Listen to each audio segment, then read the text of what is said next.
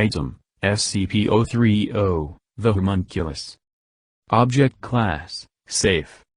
Special Containment Procedures. SCP-030 is to be held at Site-17 within a modified humanoid containment cell. Minor adaptations to accommodate its statures, such as an appropriately scaled workspace and chair, are to be included. Lighting within the cell may be altered upon request of SCP-030 to a maximum of 2000 lumens via a simple dimmer switch. Should the need to render SCP-030 inert arise, staff may extinguish the lighting from the exterior switch and draw blackout curtains as necessary. Standard night vision equipment is available for observation of SCP-030 in its inert state. SCP-030 may request materials for personal research every 90 days. All previously requested materials are to be collected and destroyed prior to the delivery of new materials. All materials are to be evaluated and screened by both research and security staff. SCP-030 is to be denied access to any modern scientific journals or texts, and fiction is to be restricted to works produced no later than 1623 CE to preserve the integrity of its innate knowledge. Staff wishing to consult with SCP-030 in writing are to place a formal request, document number 030-RS/B, with the supervising researcher on duty. All correspondence is to be retained. Staff wishing to consult with SCP-030 in person are to submit a formal request to Site Management, documents 030-RP/A, 17030/A, at least 30 days prior to their preferred consultation date. All consultations are to be recorded and retained. Senior research staff may request SCP-030 to be temporarily removed from its containment for a maximum of 1 hour to provide observational insight into non-restricted materials or events within Site-17. Under no circumstances is SCP-030 to leave the confines of Site-17.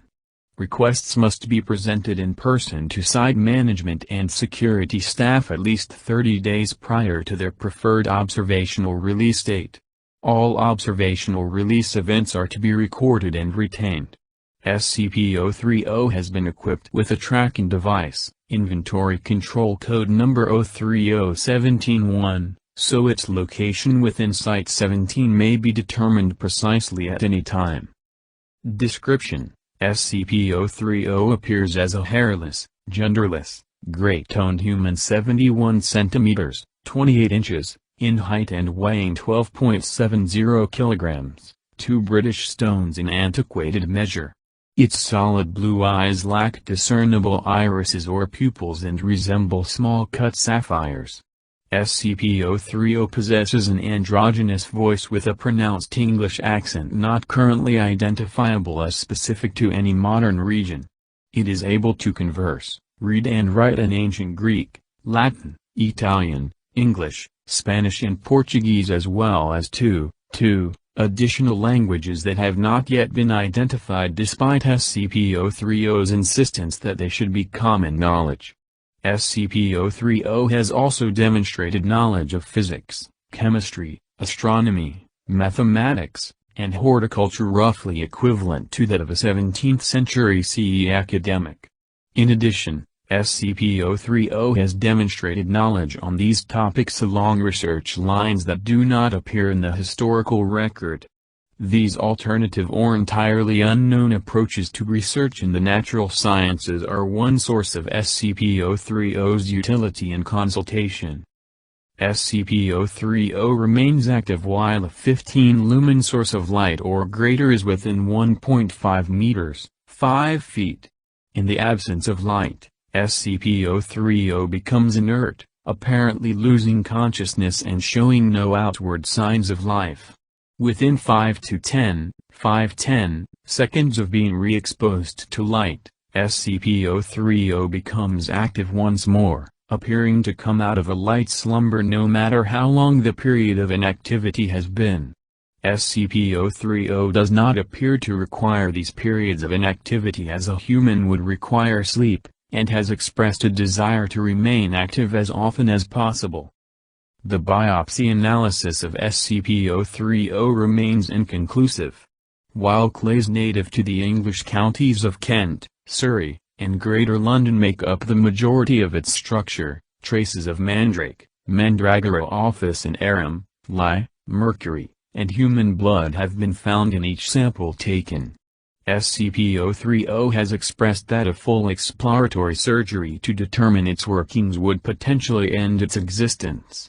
Samples removed from SCP-030 do not regenerate, and sampling is currently discontinued to preserve its integrity. Although SCP-030 can be damaged, it does not appear to feel pain, and will simply remold any portion of its anatomy that experiences deformation. Notably, SCP-030 cannot be molded directly by human hands, though any number of tools may be used to alter its surface. SCP-030 does not respirate, requires no sustenance, and produces no waste, although it does infrequently request a bath. SCP-030 refers to itself as Ariel and regularly requests that staff do the same. Questions regarding how SCP-030 was created and by whom are routinely answered with the seemingly rote statement, "I have been asked to forget that bit of information. Terribly sorry." SCP-030 delivers this response in the same tone and cadence each time any question regarding its origins or creator is presented.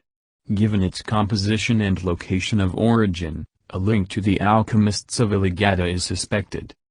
SCP-030 was discovered 6/12/data expunged during a mandatory archaeological survey within London's Mortlake district pending construction of a car park. It was buried approximately 2.7 meters, 9 feet, below street level, contained in a small stone sarcophagus. The sarcophagus bore no markings and was assumed to be that of a deceased infant as additional graves were discovered in the survey area. The sarcophagus lid was shattered during the excavation, exposing SCP-030 to daylight. Upon being struck by the sun's rays, SCP-030 roused from its inert state to one of mild activity within a few seconds, stating, "Good afternoon" to the assembled construction team. A member of the Foundation's Greater London Recon Force was summoned within hours and took the specimen into custody without resistance. The limited number of witnesses were given amnesties and released. Addendum 1.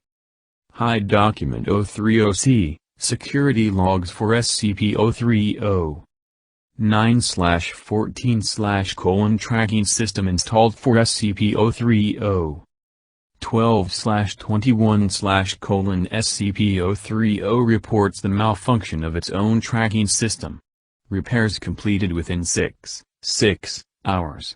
SCP-030 offers to assist but is refused for security purposes.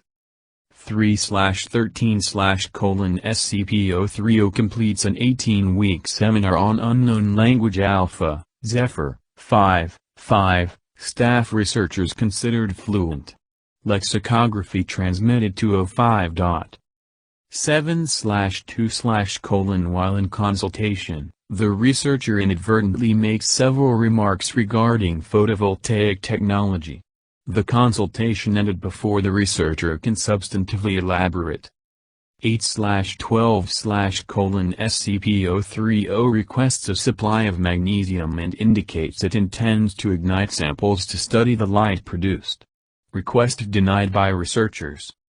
11/14/ Incident 0301, using only what appears to be standard potting soil, ginger, Zinniber officinal, a 72-gram sample of rutilated quartz, and a 23 cm length of coiled copper wire, SCP-030 produces an object, device capable of emitting notable levels of directed ultraviolet light through unknown means.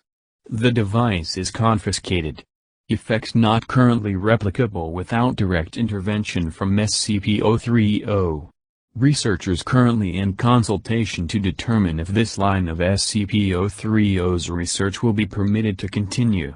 It is speculated SCP-030 may be working towards an alternative and possibly anomalous manifestation of the photoelectric effect after receiving only minimal information regarding its existence. All research by SCP-030 suspended and materials removed pending review.